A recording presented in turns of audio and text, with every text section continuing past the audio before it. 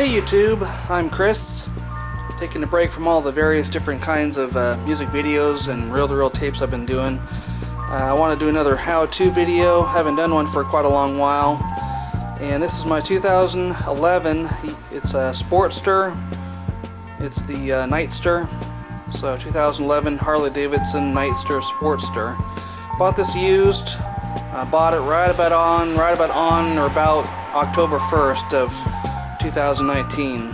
So I did get some riding time in, and the previous owner, he took really good care of it. It's been to the Harley dealership when he traded it in, and the shop went through it all. They did some minor repairs and adjustments and checked everything all out. So when I bought it, I don't remember the price I paid for it right off the top of my mind, but it was all taken care of and all good to go with all new brakes. I put in a new air filter. It's the K&N rechargeable air filter. This is the supercharger that the previous owner put on it. It's vacuum operated. It really doesn't serve any useful purpose because the actual hole, it doesn't really come through that supercharger port, it comes through the bottom, so it's just there for decoration. But no big deal, I'll keep it on there. It's, you know, it's kind of cool looking. And anyway, so this has the Vance & Hines pipes. Those are put on by the previous owner. Those are the Dream pipes. I wanted those on my previous Harley. I had an 06 Harley Davidson Sportster, the 1200 low, and I had the Screaming Eagle pipes on that with the aftermarket baffles, which made it plenty loud. And I've always wanted the Vance & Hines pipes, but never could afford them. And so these are already been put on, and these are already as loud as my previous Harley was, so I'm pretty happy with that. There's no alarm system on it, but the brakes do check out. It's got a good battery in it. The oil's been changed. It's all been lubed and adjusted with new rear back tire. So when I bought it home, I went on ahead and I put on that chrome cover on it. I had that on my last Harley, so I put that on there. I'm going to leave the primary cover, the primary derby cover alone. I'm not going to need to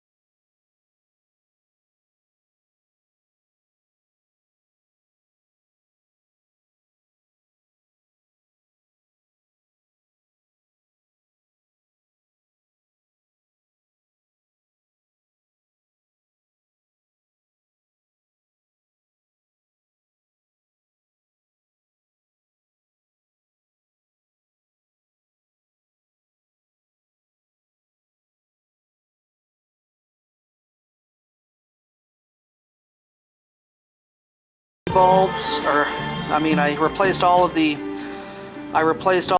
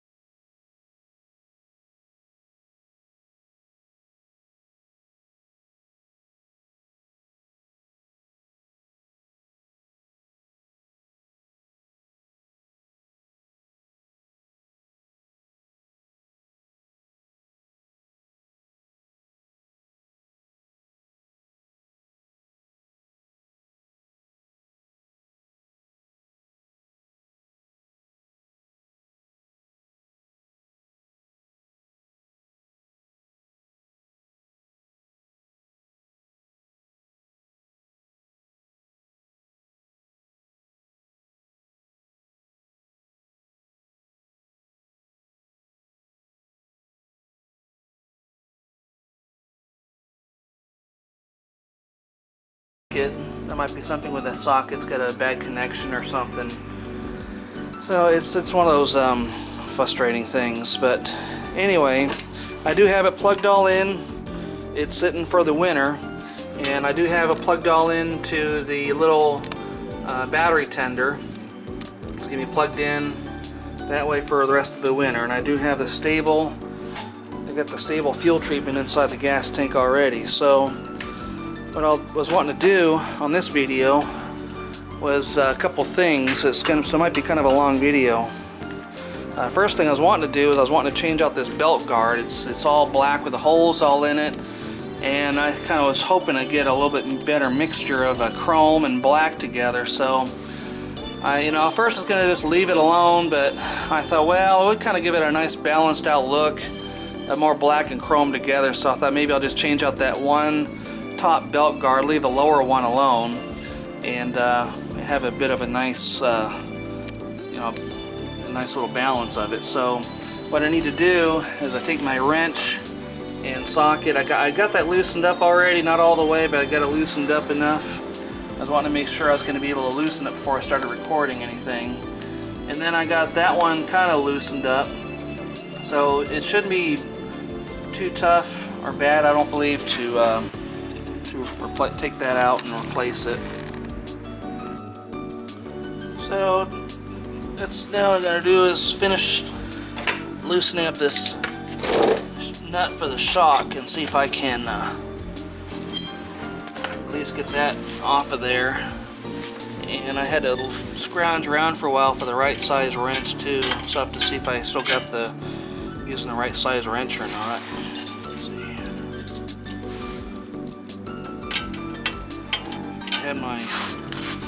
Had my tools kind of lined out, I thought.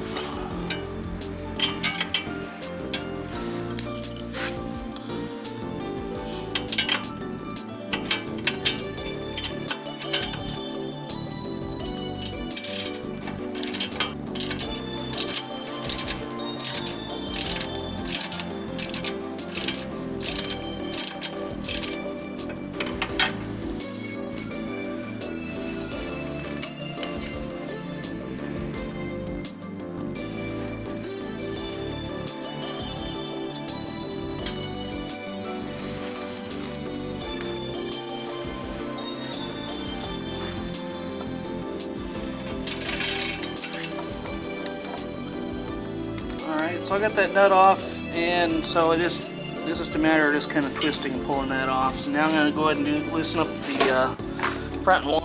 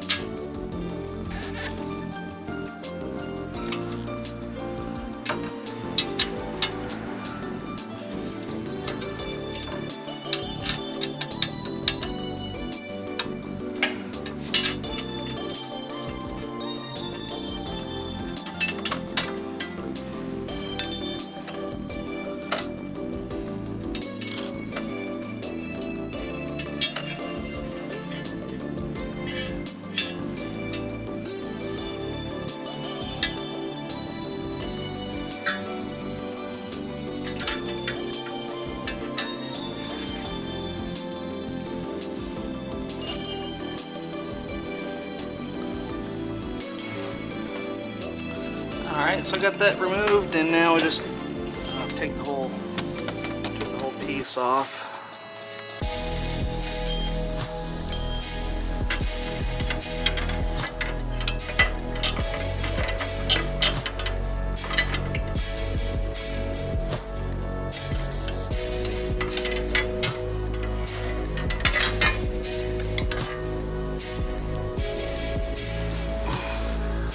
Here's a new one. It's the got the chrome belt guard, J&P Cycles. It says 2004-2005, but it said on the website it will fit this bike.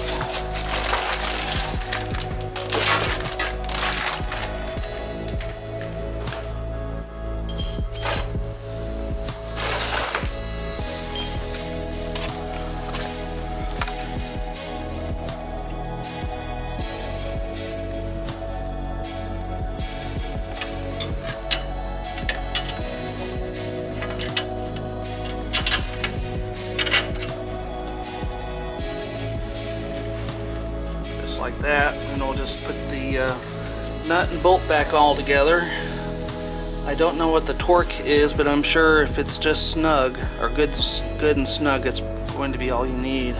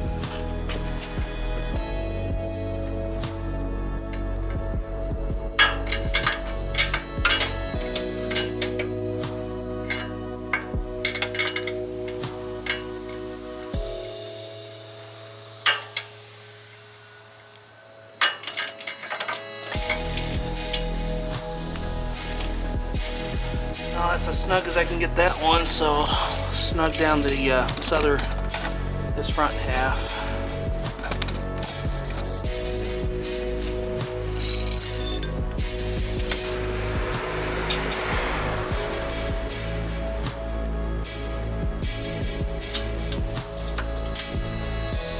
That's as snug as I can get that one. I'll see if I get I have a blue paper towel rag I can wipe that off.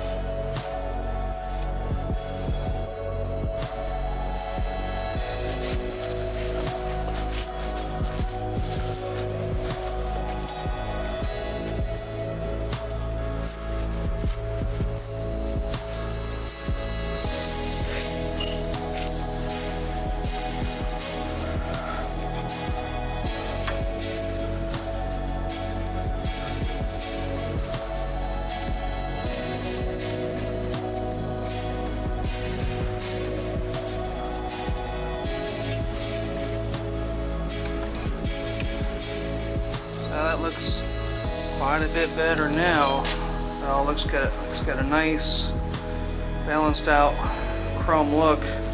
I know I was supposed to remove the backrest, have an easier access to that nut, but I was hoping I could not have to take too many things all off all at once to try to save some time.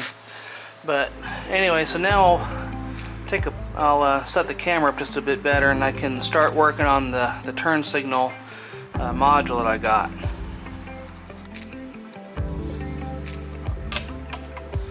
Okay, now we're going to work on the turn signal module that flashes really quick.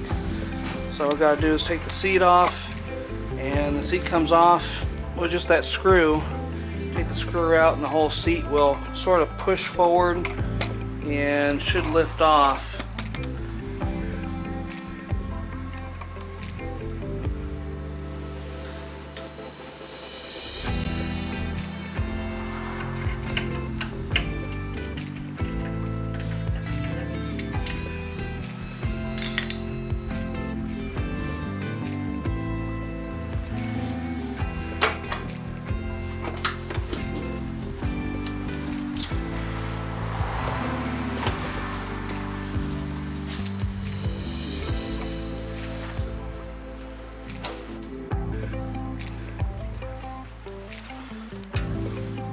So now with the seat removed, here we got the wire connector. First of all, I got this wire. This is this turn signal brake light wire, goes through this fender to that side, and you have another couple wires here that go through that fender for the other turn signal and license plate. And so it's easy to think, since it goes up through that way, that maybe the module's way further on up where you can't get to it, but it turns out the connector you're looking for this little module is going to be this. As you can see, get the orange, brown, blue, red, violet, black, and if I get the little module, here you got the orange, violet, blue, red. I can't see the colors very well, but you know what I mean. So it looks like the it'll plug in between that connector there.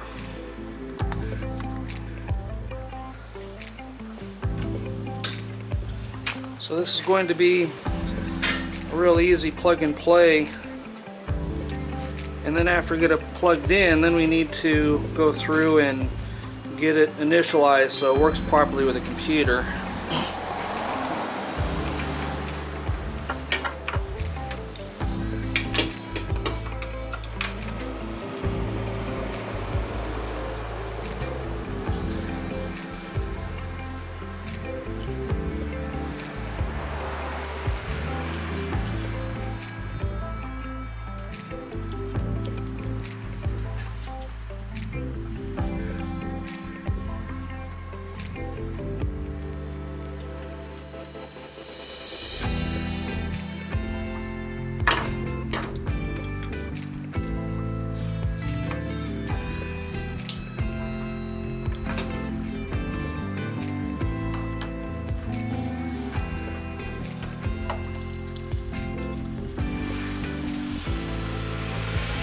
I'll get it all buttoned down in a little bit, but right now I just want to see if this thing's going to work. Find that little plug and play device is that they do give you directions on how to set it up. So like we just already got it plugged into those two connectors, and then it's already set for the normal position switch. They give you a thing here on the other side to look for it. So you can have it for normal, or you can have it for fast or high load. So we'll have it for normal for now just to see what happens. Then we'll turn the key on. We got to do a signal synchronization, have it in the run position. And the nice thing is we'll have the engine off, because if I start the engine in here in the garage being a cold day, it'll really gas up the garage real bad and set off the alarm. But anyway, we'll turn the right turn signal on for right at 2 times. Then we'll after the second flash, turn it off, and then we'll do the other one for 2 times. After the second one, we'll go back to the right turn signal and allow it to flash for at least 10 times. We'll turn the key off, give it a few seconds or so, turn it back on. We'll see if they're going to be running properly or not with it blinking. See if it's going to still hyper flash or not, and if they do, we'll set the little tiny switch for the high position. And I do not have an alarm factory installed alarm with the Harley. It was just for an option, and it was not put on the bike. So we'll see.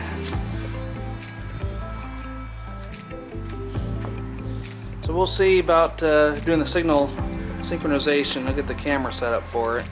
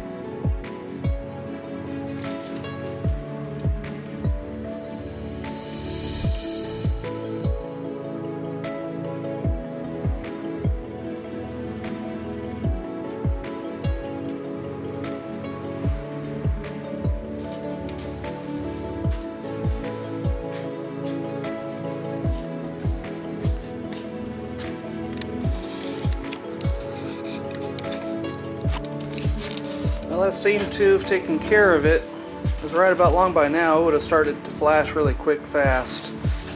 And so it's much better. Now I only have that little switch on the normal setting, not the high load.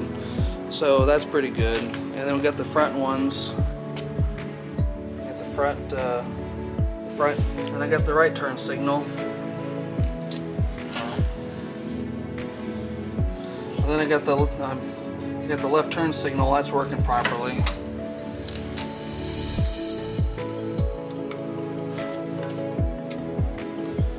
So that works all out pretty good. So now just a matter of getting some zip ties, a little bit of a wire ties or whatever, and kind of get that snugged in, and I'll put the seat back on.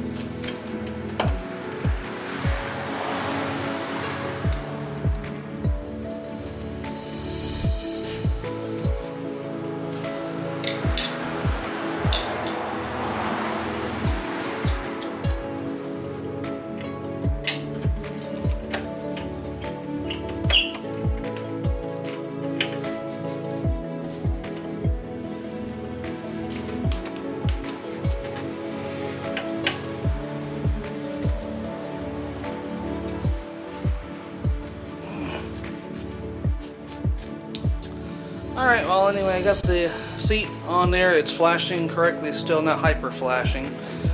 So now what I gotta do is I'll install the cell phone mount on the handlebars, and we'll do that next. Now before I get to the cell phone mount on the handlebars, I thought maybe I'll go on ahead, take out a couple of screws that were holding the tachometer onto the mount, and pulled the tachometer off. I took the little bulb out and I checked for voltage with my voltmeter. I don't have any voltage at all in there. The bulb looks to be good, and so I'm not sure why I don't have voltage. I know I went through all of that wiring at least 2 or 3 different good ways, and so I don't know, might be something inside there that's not making voltage. But I only mostly ride the Harley during the daytime hours anyway. I don't ride it at all at night or in the dark. So that's okay. I'll just put it all back together. It's held by these, held on the mount with these 2 screws, and you get this little set screw here, holds the gauge in place. So I'll put it all back together and I'll start working on the handlebar mount. I got the cell phone mount all out of the package. It comes with all of the directions that you'll use with all of the hardware. It's not really, I don't think, going to be too complicated or difficult. Just a matter of trying to find a good location for it.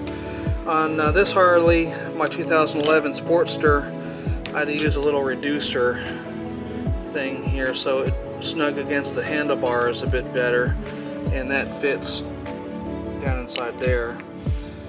So just a matter of trying to put that in there.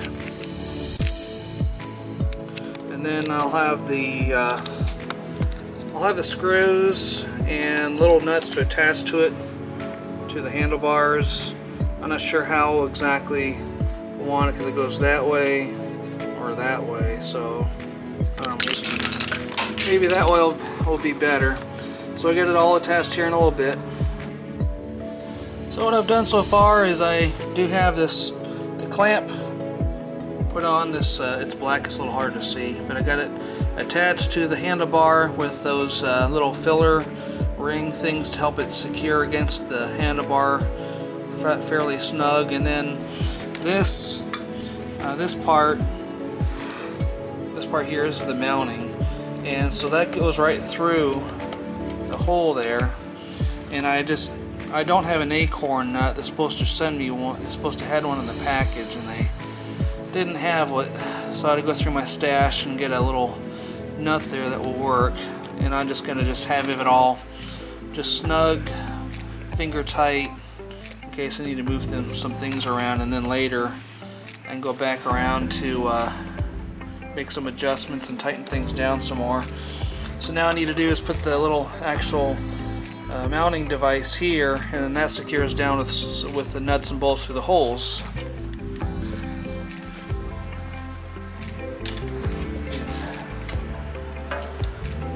So it goes right through those holes. So I'll probably have to turn that little mounting plate around, and so once I kind of get it all on, then I can tighten, snug everything down.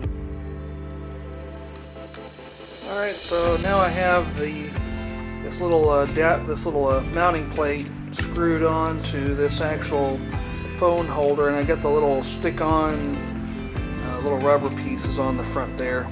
So it does have 2 screws that goes in the top and bottom slots, and then this will snap right onto that mounting ball. And so then all I got to do then would be to kind of make some adjustments. Kind of snaps right on that ball there. Have to work on it a little bit, but that snaps on, and then all I got to do is just make some adjustments, tighten that up, and then I'll tighten up this nut here, and then I just have to go ahead and secure down the top and bottom screws of the handlebar clamps, which you can't really see right now because everything wants to be difficult. But you can kind of see the screw here. You got to tighten that up, and also the other on the one on the other side. So when I get those all snug down, then I'm hoping sometime later I can have my phone on there and I can perhaps stream while I'm roaring on down the road or something all like that. So it's dark out, lost all kinds of light. I don't have much light here in the garage. So good news is that this mounting thing is about done. It's about finished. Looking forward to making some videos, and all of my lights are working well, at least some of them are. I'm not sure, I'm not understanding very well as to how or why it is that one is working and the other is not. So it just continues to be, I guess, the story of my life, but I'll have to get it figured out. I don't know. I mean, once I press a button, then it starts working. So I don't know. Maybe it's just me. Maybe it's the battery, or just something not energizing quite all the way. But anyway, so my lights do work. Sometimes I just you know, have to toggle the brake light to get the one on the back to come on, and then I guess hit a directional blinker for that one to come on. But anyway, no, that's just, you know, LEDs for you. Okay, anyway, well, thank you very much for watching my video. Hope this will help some of you with some of your projects, what you might be working on your bike. So we'll see you on the next one.